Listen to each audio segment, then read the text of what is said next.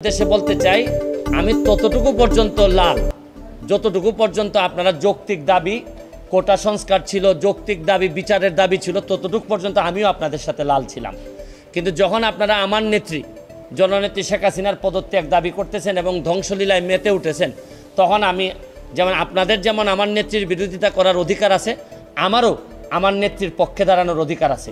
আমি এই সস্তা জনপ্রিয়তার জন্য এখানে ভাইরাল হইতে আসি নাই আমি জানি যে এখন দেখা যাচ্ছে যে এমন একটা অবস্থা যে আপনি ফেসবুকটা এমন যেমন ধরেন আমার মাননীয় প্রধানমন্ত্রী বলতেন যে আমি ফেসবুক এমপি আমি যদি ফেসবুক এমপি হিসেবে চিন্তা করতাম তাহলে ফেসবুকে তো এখন পুরাটাই দখল করে রাখছে হচ্ছে গিয়ে এই জামাতের লোকজন সবচেয়ে বেশি দখল করে আছে তা আমি এখন সরকারের বিরুদ্ধে একটা কথা বললে আমার তো বলার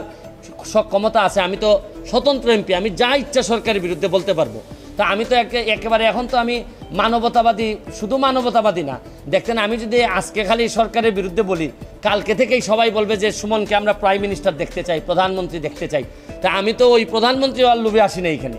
আমার রাইট রং বোঝার ক্ষমতা হয়েছে আমি পড়াশোনা করে ব্যারিস্টার হয়েছি আপনারা বলতে পারেন যে আমার পড়াশোনা খুবই খারাপ মান খুবই খারাপ কিন্তু এইটা আমি আপনাদেরকে জিজ্ঞেস করতে চাই প্রধানমন্ত্রীরা আপনারা এই রিজাইন করাবেন সরকার পতন করায় আপনাদের আন্দোলন তো এখন পুরাটাই হচ্ছে গিয়ে জামাত শিবির আর বিএনপির দখলে চলে গেছে তাইলে আপনারা জামাতকে আবার ক্ষমতায় আনবেন তারেক জিয়ারে আবার ক্ষমতায় নিয়ে আসবেন যিনি দ্বন্দ্বপ্রাপ্ত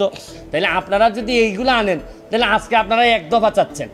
এক দফায় কি মনে করলাম যে আপনাদের এক দফায় আমি মেনে নিলাম মাননীয় প্রধানমন্ত্রীকে বললাম যে আপনি কি করেন পদত্যাগ করেন ছাত্ররা মারা যাচ্ছে এই নেশিন আমরা বললাম তারে স্বতন্ত্র এমপি হিসাবে আমি তারে বললাম আজকে যারা এক দফা দিচ্ছে কালকে এরা আরেকটা দফা দিবে দিয়া বলবে যে আপনি আওয়ামী লীগ করা বন্ধ করেন এই দেশে কেউ আওয়ামী লীগ করতে পারবে না 2 দিন পরে বলবে যে এই দেশে মুক্তিযুদ্ধের চেতনা থাকবে না এরা একটার পর একটা দফা তো আপনি যদি সব সারেন্ডার করে মেনে নেন তাহলে আমরা যাব কোথায় আমি তো